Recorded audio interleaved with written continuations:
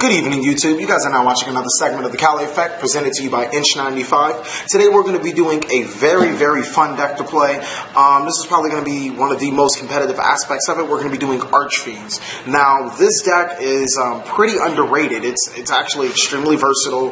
It has pretty cool tricks, a couple of things that you can do with this deck that makes it so good. So let's get down to the deck profile. First and foremost, we're going to be running 3 Archfiend Lord of Horrors. He is the level 8 3000 beater. He can be normal summon without tribute, and if you banish an Archfiend card from your hand or graveyard, you can destroy 1 card on the field. So overall, just an amazing card. He sets up a lot of our plays, and since we are running Empress version, this is going to be the main engine of the deck. Being able to constantly have a 3000 beater on the field is crucial for this deck. Next, we're going to be running 2 Empress.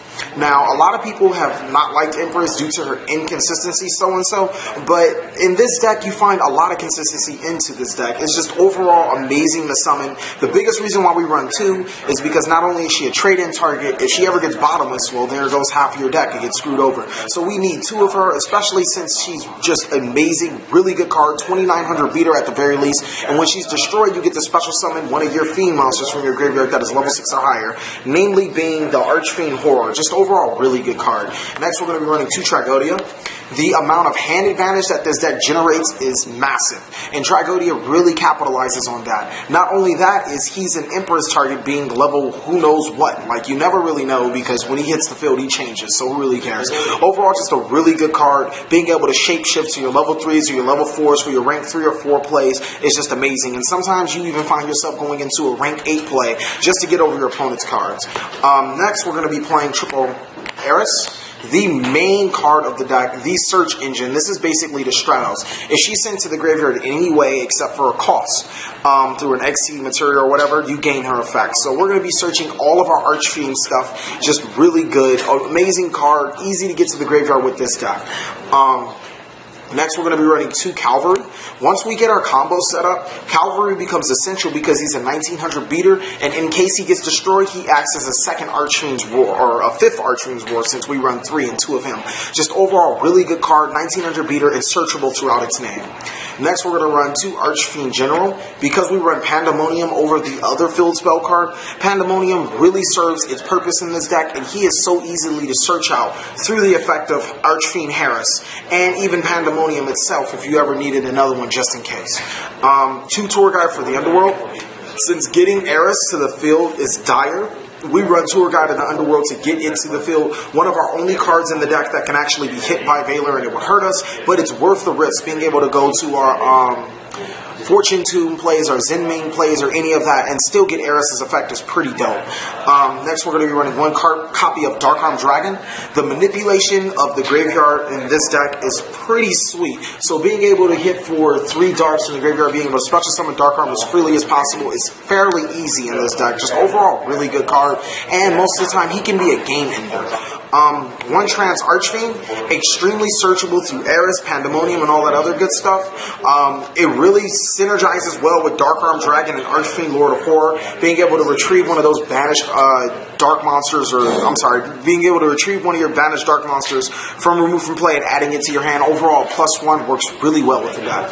1 copy of Armageddon Knight, sending Hyris and all of your necessary pieces to the graveyard is essential, and Armageddon Knight really helps us with that. And Dark Grepher is basically the exact same way, being able to set up all of our plays. Now for spell cards, we're going to be running double Pandemonium. You don't need 3. 2 is very easy to get out, very easy to search through. Overall, it's just really good summoning a 3000, your Archfiend Lord of Horror, whether he's 3000 attack or not. He's destroyed at the end phase, and we can abuse Pandemonium. All of our other Archfiends work off of being destroyed anyway, and it's just overall, it's going to help us plus for Tragodia plays and for setting up really nice. Next, we're going to be running 2 Mystical Space Typhoons. Pretty standard, really nothing else to be said about that. It really helps this deck out for getting over pesky back row like Deep Prison and Bottomless. 2 Trade-In, we run 5 targets. All of them are highly searchable. So Trade-In is helping us get those Archfiends to the graveyard and allowing us to draw at the same time. Next, we're going to run 2 Forbidden Lance. Like I said, Deep Prison and Bottomless are the main enemy of this deck, and Lances help us alleviate that pressure. It also, at very worst, it decreases the opponent's monsters by 800 points. You can always get over that monster through Forbidden Lands. Pretty tricky and very versatile card this format. One, Reinforcement to the Army, just really good for getting that Dark Grepher and Armageddon Knight to your hand as fast as possible. One, Foolish Burial, sending Hyris and your necessary pieces to the graveyard as fast as possible as well. One, Allure in Darkness, just really good draw power, pretty good synergy with Trance Archfiend, and allowing us to banish a Fiend isn't that bad. One copy of Dark Hole, really self-explanatory, and it works really good with the Archfiends. Next, for traps, we're going to be running 3 Archfiends Roar. Now, this card is key to the deck. The initial setup, which is fairly easy with this deck, is to Archfiends Roar your Empress. Empress goes to graveyard, you can bring out your Horror, and you have a free 3,000 beater just sitting there. Overall, it just puts a lot of pressure on your opponent when you consistently bring out Empress, especially since it's so searchable through the effect of Trance, or Archfiend Harris, I'm sorry. Just a really good card. I think it's no less than 3 in this type of build. It's just overall the most amazing card in this deck. Keep in mind, it does have Archfiend in his name, so Horror can banish this card from your hand or graveyard if need be to destroy cards on the field. Next, we're going to be running 2 D Prisons. Way better than Mirror Force in this deck. Just really need to get over those problematic cards, and D Prison really helps us. One, Torrential Tribute, which is just amazing in this card. Destroying your own Archfiend cards are amazing, especially when you have Pandemonium on the field, and all of your Archfiend monsters still gain their effects, such as Harris and Cavalry. One, Solemn Warning, obvious reasons, and one, Bottomless Trap Hole. Just pretty obvious reasons, pretty standard, gets over those monsters over 1,500 and banishes them. Next, we're going to go on for side deck. Now, the side deck really reflects probably a local and regional level. If we were to go a step up, these would probably be mainboarded. Triple Max C.